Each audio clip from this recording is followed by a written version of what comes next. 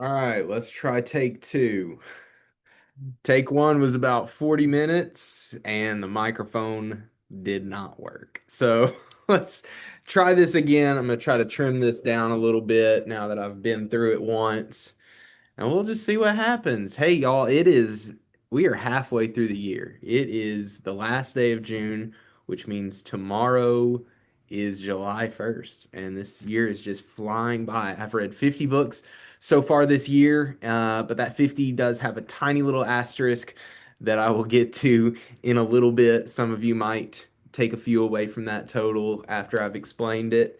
But let's get into it. I've got the same tier list as I had last time, but I decided to do this halfway through the year, and then I'll do another one at the end of the year because last year's video was super long. So let's try to get into it and shorten things up a little bit. First book I read this year, Bad Therapy by Abigail Schreier. Highly, highly recommend it, especially to parents. So the whole thing is why kids aren't growing up, what's going on with this younger generation, and it lays a lot of the blame at the feet of therapy and not just therapy, but the therapeutic age that we've grown up in. And so it talks a lot about the transgenderism craze. I read a different book by Abigail Schreier last year. Um, called Irreversible Damage. This kind of continues on that theme, but it broadens it out. We're not just looking at transgender issues, but we're looking at mental health kind of as a whole and, what's going on in these therapy sessions and things like that. So you're probably not going to agree with everything in it. I don't agree with everything in it, but I think it was very, very good. I even put it in the awesome tier. I think it's especially relevant for parents and especially those that are sending their kids to public school because that's where a lot of this therapy is happening in the public school system. I finished up the Redwall series. Nothing to write home about. It's Redwall. It follows a certain formula. This was the last of the Redwall books, and it was undoubtedly, I think, one of the best in the series. So I might even bump it up to great. But Redwall, great for kids. It holds up a little bit for adults, but it can get repetitive and can get a little bit boring. But it's Redwall. It's always great. A Shepherd's Look at Psalm 23 was very good. I gave it 4 stars on Goodreads.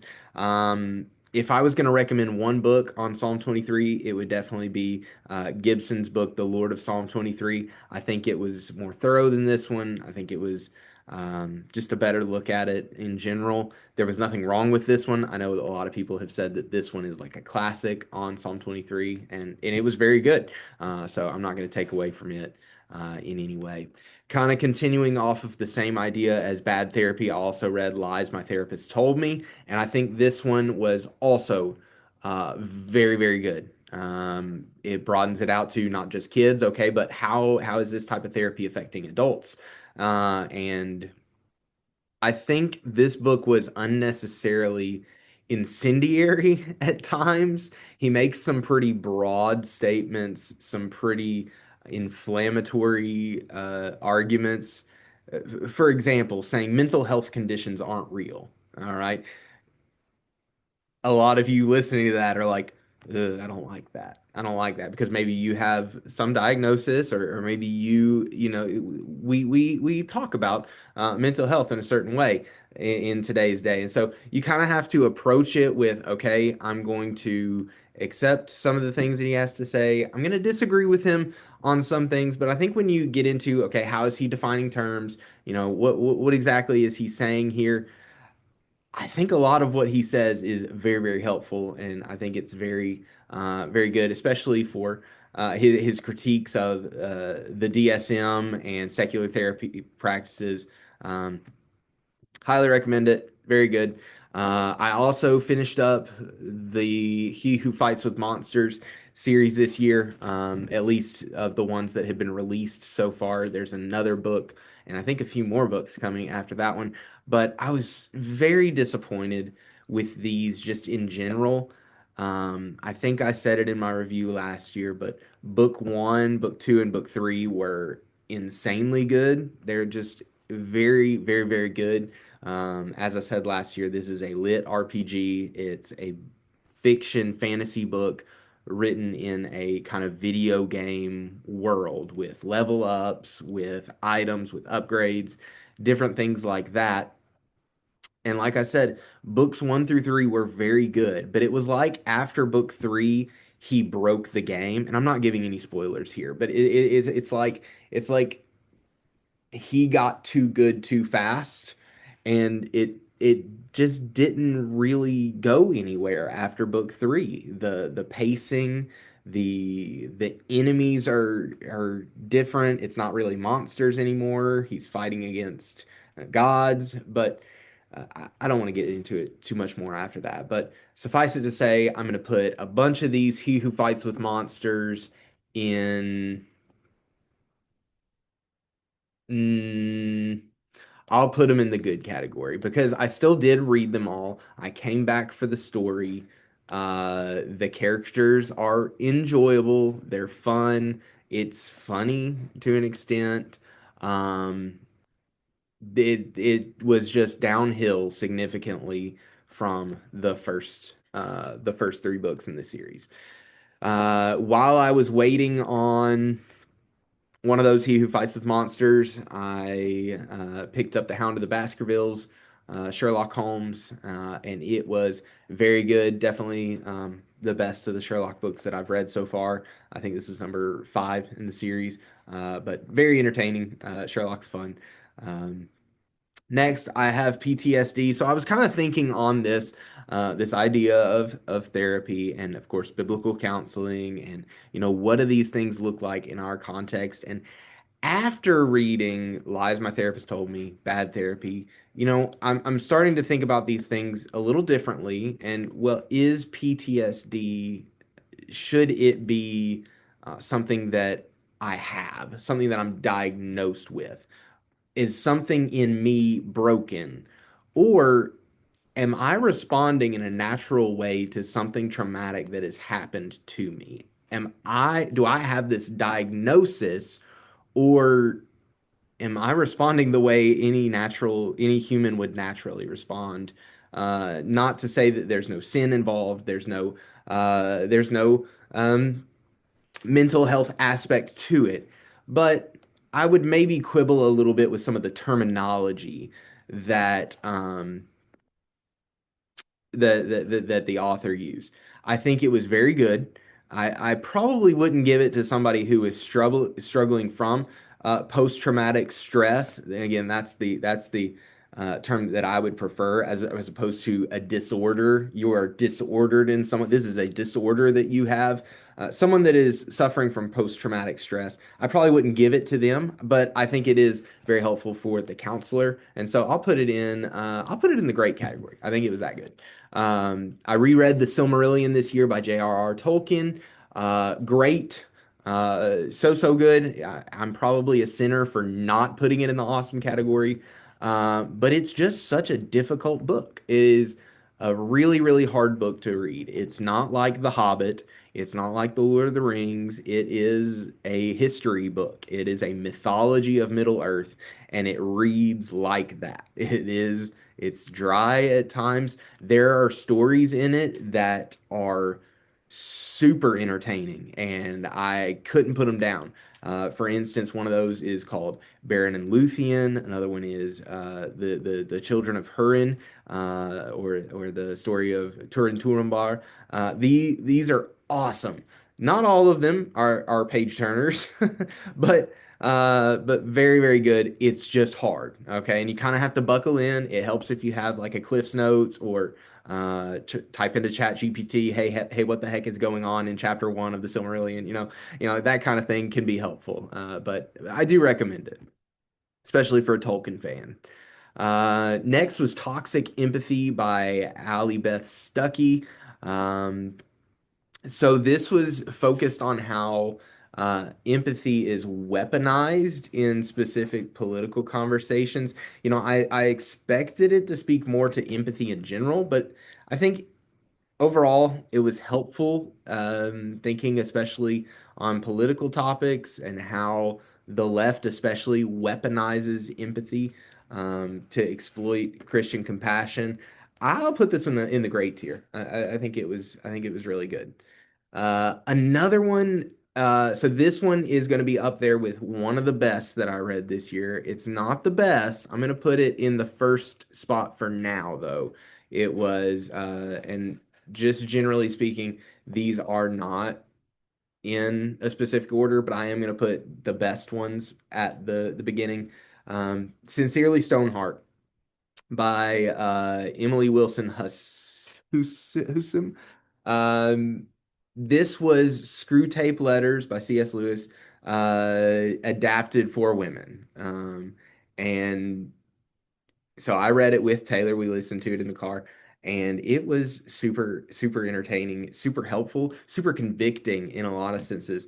Um, Obviously, I think it is helpful for men as well as women, especially in regards to, okay, how is the enemy attacking my wife? How is the enemy attacking my daughter? And a lot of it was even relevant to how is the enemy possibly attacking me? And so highly, highly recommend that one. Again, I've got it in the top spot for right now, and it's going to stay there for a while, um, but not forever. Next on the list, I've got The Children of Húrin. I already mentioned in the Silmarillion, this is one of the stories that's in there that Christopher Tolkien took from his father's notes and he adapted it into the novel format. And and Christopher took three or four of those. I've only read three of them so far, and he gave them each their own volume based on that story. The Children of Húrin was far and away the best of these three. I will put this in the great category. It was awesome. It took the best parts of the story from the Silmarillion and it expanded them, and I loved it. And I'll just leave it at that for right now. We'll come back to that series in just a minute. The Transfiguration of Christ, an exegetical and theological reading.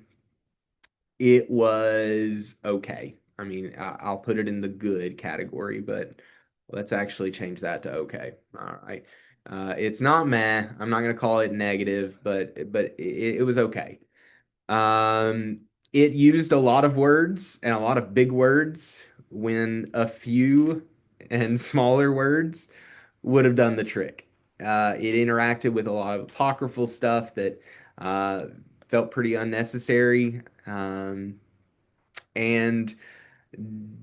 I think it could have had a more practical, more devotional conclusion to it. The scholarship, I think, was overall good, even if, though, like I said, he was interacting with the apocryphal sources. He's playing ball with Eastern Orthodoxy and with Roman Catholicism and all of that. So, some of that it's okay. We can do that. We can be ecumenical, but I think in a couple of places he might have gone too far.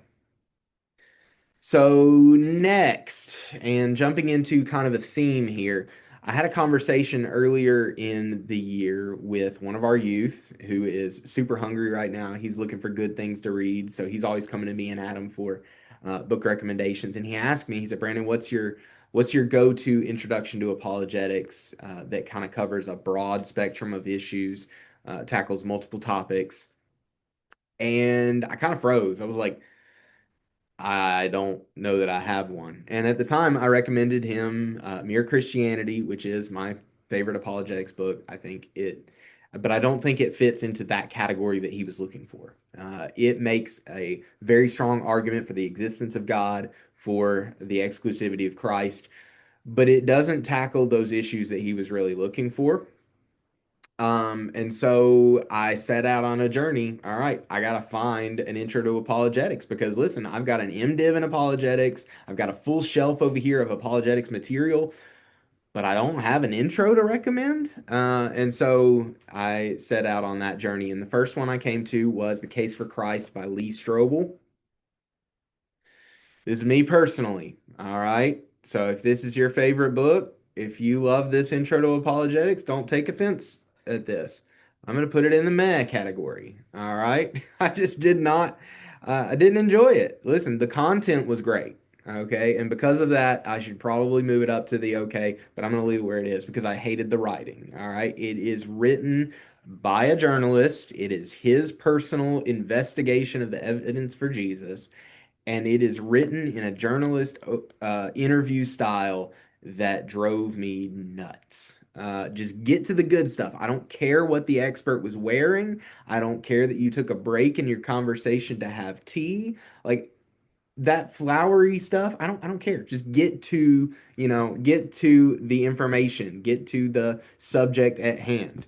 Um, there's another one that I read last year. I think it was Cold Case Christianity by J. Warner Wallace. It was better than this one. Um, this one might maybe go deeper than J. Warner Wallace's is, but I definitely preferred the writing style of the other one. But I'm going to get into some more of those. So I also read The Case for the Creator by Lee Strobel. Same thing. Case for Faith. Same thing. I also read The Case for Christ for Kids. Here's it. Leah and I listened to this one together. This one is meant for kids. And so I was like, all right, I need a kid's opinion as I'm reading it. It can't just be me. And so I read it with Leah and she loved it. She thought it was great. She thought it was the best thing in the world. So I'll move it up to the okay category, but I did not. I didn't think the content even in it was as good, but we'll leave it alone. The Man on the Middle Cross by Alistair Begg. Very, very good. Not even really a full book, just a short, succinct kind of a pamphlet. A good gospel presentation. It looks at three different stories in the Gospels, and it's all built around that famous clip that's gone around of Alistair Begg preaching, and he kind of slips into the voice of the man on the cross that was talking with Jesus, and Jesus promised him, "You will be with me today in paradise." And he gets to the gates of heaven, and Peter's like, "What are you doing here?" And he's like, I don't know, but the man on the middle cross said that I can come, and so he breaks down. He talks about, he was there by faith, not because of any good work he had done, not because of his baptism, not because he went to Bible school or anything like that. It was faith, and it was by the grace that was given to him by Christ. So, very good, especially as a witnessing tool, a gift for an unbeliever. I thought it was really good.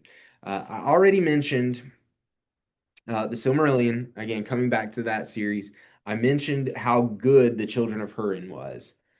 Beren and Luthien, which was again one of my favorite stories in the Silmarillion. It goes in the I read it so you don't have to. It was that bad. So again, Christopher Tolkien took the notes from J.R.R. Tolkien to adapt it into its own standalone novel for the Children of Hurin.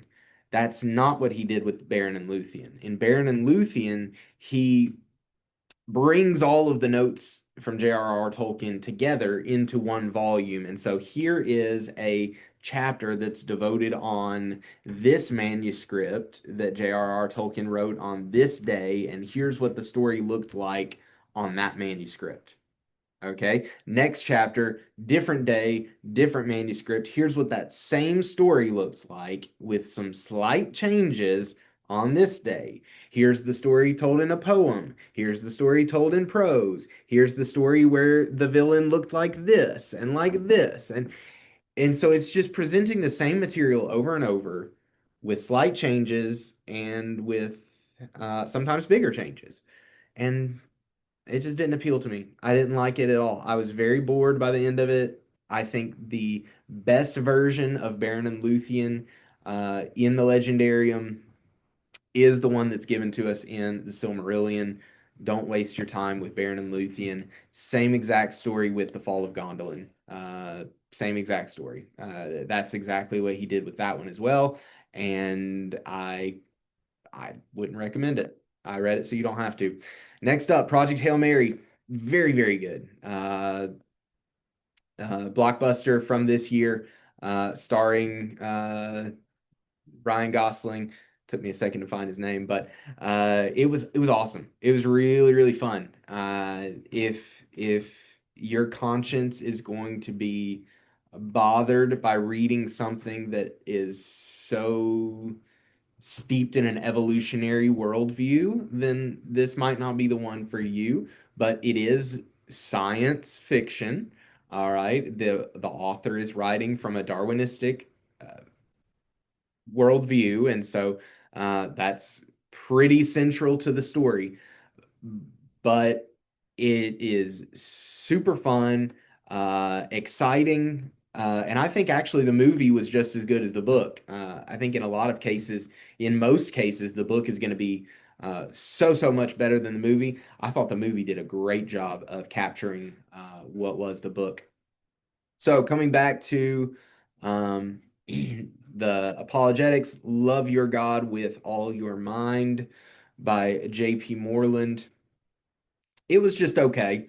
It was a good intro to Christian thinking, kind of philosophy of religion, Christian worldview, but I think it got too complex in some places. I wouldn't probably just give it to somebody who is looking for an apologetics intro. The Horse and His Boy, me and the kids read this one together and they ate it up. I ate it up. I have to say, The Chronicles of Narnia is my favorite fiction series of all time. And this has always been my least favorite of the series. I don't know why, but I just didn't love it. It didn't have enough of the Pevensies in it, and I just. But every time I come back to it, I like it more and more, and it just gets better and better. I notice more and more of those little allusions to the Bible and different things like that. So if you haven't picked up any of Narnia, definitely pick it up. The Horse and His Boy, it like all of them, just continues to get better. Reasonable Faith by William Lane Craig. I'm gonna put this one next to J.P. Moreland's. It was okay. It was definitely not an introduction. I mean, this is university or seminary level at least. And I will say, I think William Lane Craig always, nearly always, cedes too much ground to the skeptic. He likes to meet them where they are, and I think by doing that, I think a lot of times he ends up arguing on their terms. And so he'll accept the secular person's flawed presuppositions and then argue from there in a really weird way. So I don't think there's any need to argue from the documentary hypothesis. I don't think you need to play ball with the Jesus seminar and the apocryphal books. You know, there's a handful of things that I would outright disagree with him on, uh, but relatively minor in the full scope of the work. It's okay. I'm not going to recommend it to anybody. Um, there is a shorter version of it. It's not technically an abridgment, but it's on guard. And I will put it in the. I should change this to good, shouldn't I?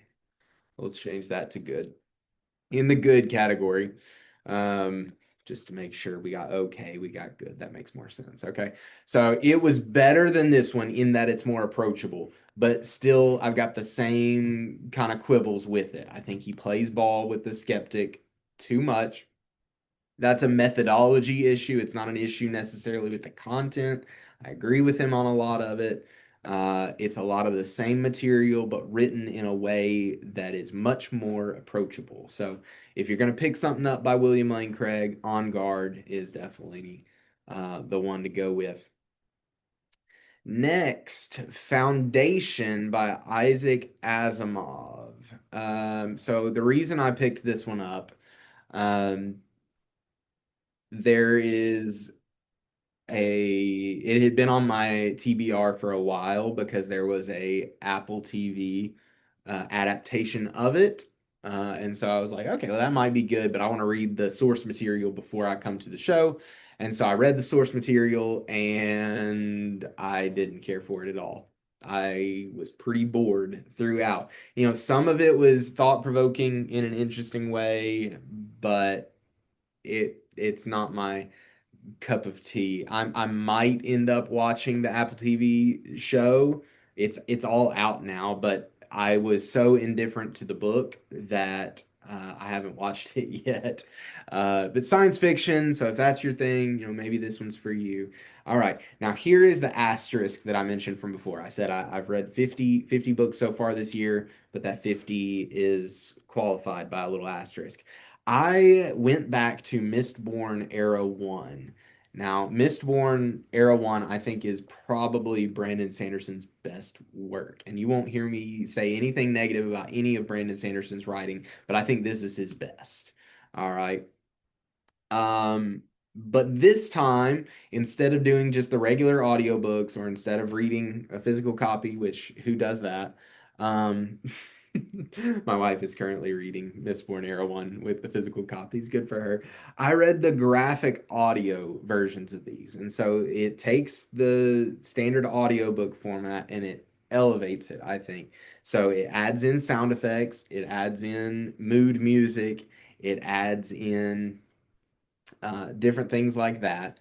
But then it takes out all of the he said, she said, this character said, and it just provides a full cast of those characters who say things, like so it sounds more like a movie in your mind is the catchphrase that goes on at the beginning of each of those. But because it is in this format, these books are broken into part one, part two, part three. So this is technically three books: The Final Empire, The Well of Ascension, The Hero of Ages. But each of those is broken up into part one, part two, part three. Goodreads counts it as three books. Hoopla counts it as three books, or excuse me, uh, counts each of these as three. So 3, 6, 9 for the whole trilogy. I had to use 9 of my Hoopla borrows in order to listen to these, so I'm counting them as one book apiece. Okay, so each of them I'm just going to go ahead and put them all up there because that's how good they are. I'm not even going to bother with telling you about each part because you just need to go read them for yourself. All right. All of Mistborn Era 1 goes straight into the awesome S tier category. It's the best intro, I think, to Brandon Sanderson. And again, I think it's possibly his best work overall. I love the Stormlight Archive. It's not as accessible as Mistborn. Go read it now. All right, back to Apologetics. The Reason for God by Timothy Keller. I'm going to put it in the good category. It is not as in depth, so it's not as thorough on some of the arguments as, say, William Lane Craig is, or even Lee Strobel, I don't think. But let me tell you where it's good is that it goes the next step to give a full gospel presentation at the end of the book. It doesn't stop with just, okay, here's my argument. It's okay, and here's what you need to do about it. Here is the response that must naturally come from these things. The purpose of apologetics is never to win an argument. It's not to say I'm smarter than you, unbeliever. It's to call unbelievers to repentance and faith in Jesus Christ. And Keller does a great job of doing that. I think his gospel presentation at the end was thorough. I thought it was theologically rich. And so for that reason, I bump it up to the good category. Again, it's not as in depth on the individual apologetic arguments um, and evidences, but it was good. It was good. Defending Your Faith by R.C. Sproul. I'm going to put it in the same good category, but again, it wasn't that broad apologetic overview that I was looking for.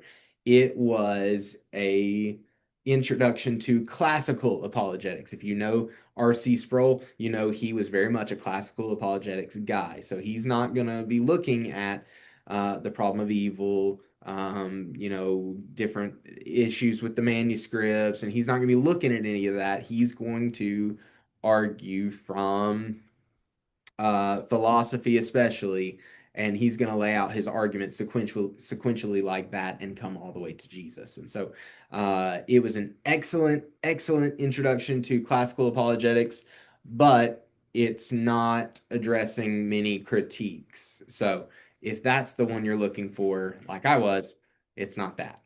But the one I was looking for, this was the one I was looking for. All right.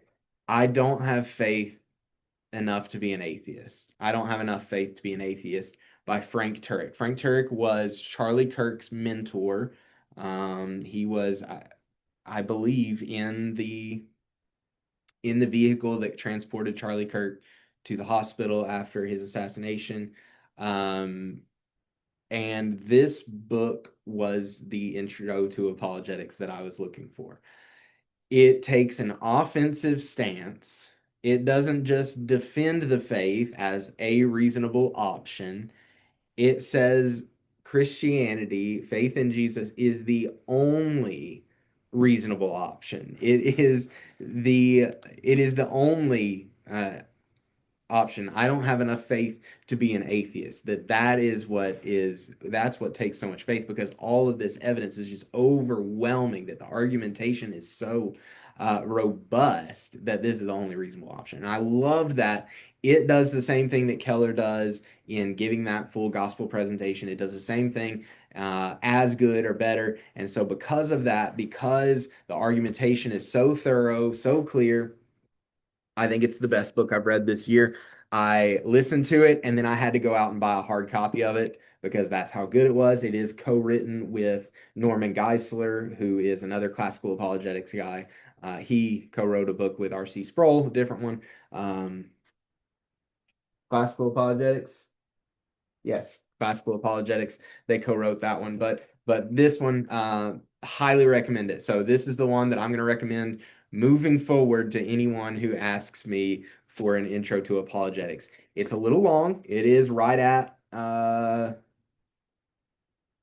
400, 411, 412 pages. So it's a little long, but take it a little bit at a time.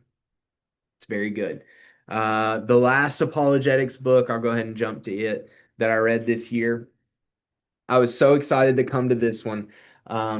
So when I was 16, the reason that I fell in love with apologetics, when I was 16, I was in high school. Most of my friends were agnostics, they were atheists. And so they would always bring me these questions like, hey, how could you believe this? Because da da da da da. And that made me research. It made me dig into, okay, why do I believe this? Not only what do I believe, but why do I believe it? And so one of my first checks when I was working at Chick-fil-A, I spent on The New Evidence That Demands a Verdict by Josh McDowell. Great volume. And I remember just digging into this thing. I don't think I ever made it all the way to the back cover, but I ate it up and I loved it. And so I wanted to return to this book, but I wanted to return to the updated edition, which is co-written with his son, Sean. Sean McDowell, I believe, is a professor out at Biola University. And so I wanted to come to the completely updated and expanded classic. And it holds up. It's good. It's very good. I'm going to put it, this is one of those where I actually wish I hadn't changed it from great to good, but I'll put it at the top of the good category because it is that good. It is a behemoth.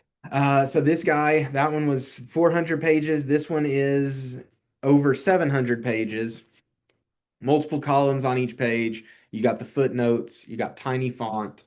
And so this one is not an introduction.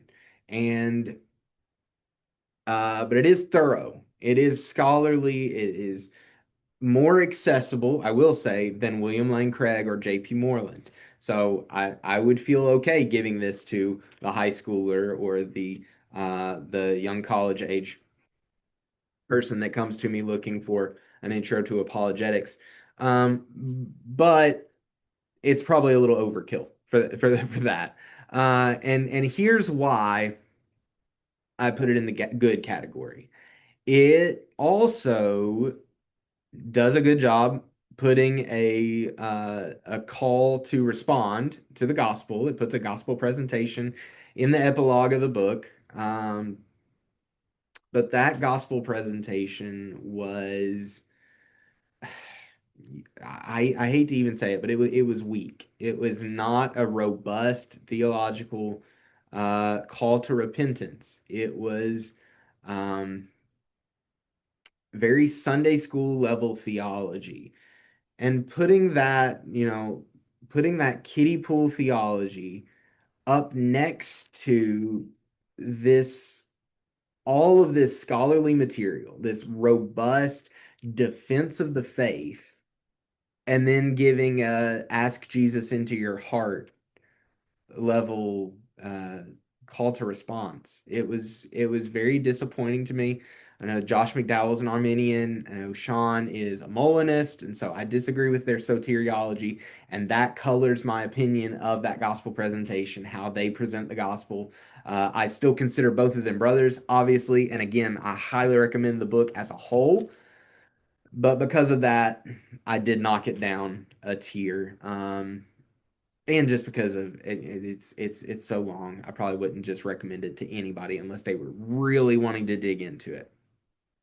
All right, next I did a couple of read a couple of books thinking toward kind of premarital counseling, marital counseling that might come up in the future, biblical counseling here at the church, and different things like that. So I read a couple, especially focused on married couples and even sex. And so the first of those was Sex and Self-Forgetfulness by Doug Hanna, and it was great. I thought it was really, really good.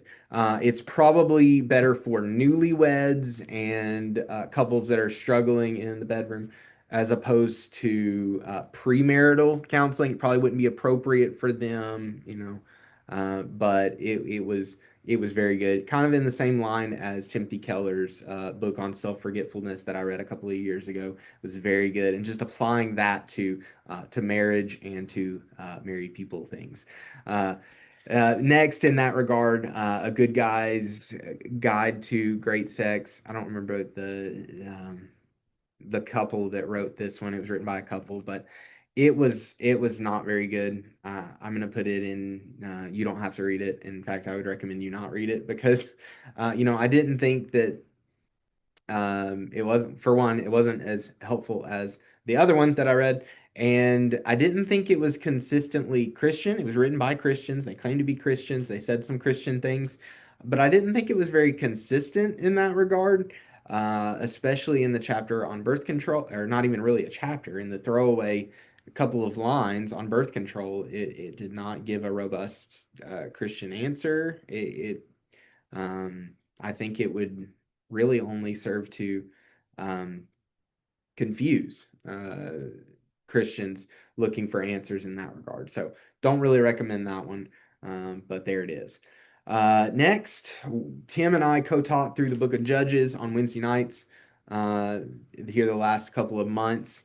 And so a couple of commentaries that I read in that regard. The first of those, Judges for You by Timothy Keller. I've already mentioned appreciation for Timothy Keller in a couple of his books, but this one was um, I'll say it's okay. Uh, because it was not helpful as I was preparing for Bible study. It was very application heavy. This would be a devotional commentary, okay? If you are looking for a commentary to help you in your own personal devotions, I think that this would be the commentary and the commentary series for you. I would broaden this critique out to the whole series. Like this series is not trying to be the most in-depth, the most scholarly, the most getting into the weeds and the original languages. This is not that. And so I probably shouldn't. take off too much because that's not what it's trying to do. It's trying to be that devotional, that very application driven. And for that, it's good. For my purposes, what I was looking for, it wasn't what I wanted. And so, more of what I wanted and what I was looking for was this Judges, How Great is Salvation by Dale Ralph Davis. It was very, very good. It's especially helpful. It wasn't as thorough as one of the other commentaries that I consulted by Block was the guy's last name. I don't remember his first name. It wasn't as technical as that one, and I didn't read that one in its entirety because it was a ginormous one. But this one, it was a good middle ground. It had some of those more in the weeds details and helped me out in that regard. But it also had a fair amount of application as well. So it was very good. Next, Crazy Busy by Kevin DeYoung, Rev Kev. Um, I think I'll put this one in, let's see. I gave it 5 stars. I'll put it in the awesome category. I think it was awesome. Maybe because of how lackluster that response is, maybe I ought to put it in the good. I'll put it in the good. Uh, Mercifully Short is right. That's the subtitle, a mercifully short book about a really big problem. I read it in like 2 hours. I think I read it's funny. It's a little ironic. I read a book called Crazy Busy, a mercifully short book. I read it on 2 times speed. So it was a short book. It had good reminders, especially if you are in a busy season or you always feel like you're busy and you're on a schedule. Highly recommend Crazy Busy by Rev Kev. He's Presbyterian, but we won't hold it against him. Just in general. Next, the Green Ember. After we finished up The Horse and His Boy, we went to the Green Ember series, and we've been enjoying it. We're reading book 2 right now. I was surprised how much our kids loved this one. I was afraid that it was going to be a little advanced for them. Some of the dialogue, some of the more emotional scenes and things like that. I thought it might be above their pay grade, but they have grabbed onto it. They've loved it. As soon as we finished book 1, they insisted we go straight to book 2. I put it in the good category only because the writing is a little clunky in places, just not the best.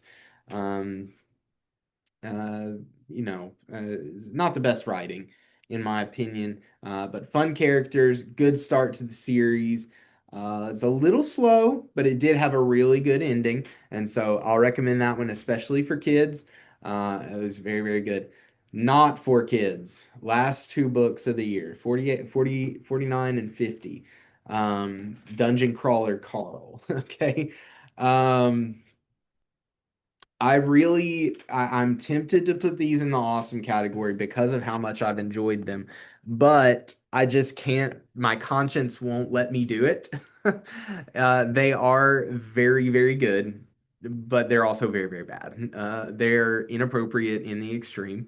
There is profanity like nobody's business. There is um, adult content, potty humor. It's just the main character's catchphrase is a blasphemy, and so you're like, Brandon, why are you reading it? Well, the story is actually really good. The characters are fun. The humor, inappropriate though some of it may be, it is funny.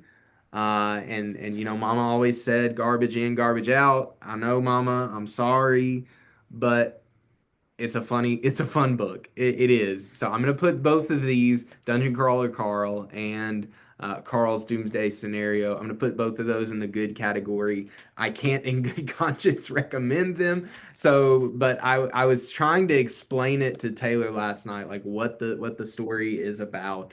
And the best I can do is that it is Captain Underpants meets the Hunger Games in an 18 and over video game world. It is insanity, unhinged in a lot of ways. Um, and the audiobook performance was incredible, very good. It's an Audible exclusive, and so if you've got Amazon Music, that lets you borrow 1 book a month from Audible, so you can do it that way or spend your money on it. Again, I don't recommend you do that. My conscience won't allow me to recommend you to do that, but this book is really big in pop culture right now. A lot of people are raving about it, and it lives up to the hype. I mean, it is very good. So, again, sorry, Mama, for that recommendation. I hope none of you think less of me because of it. But that's my part one of the year. Hope this, hopefully shorter version of the video was enjoyable. If you got any questions about the books, shoot me a text. If you want me to look into a book for you, or if you want to, if there's a different topic, kind of like I had that conversation with Case about apologetics. If there's something that you're interested in, recommendations, shoot me a text and we'll talk about it. Other than that, we'll see you next time.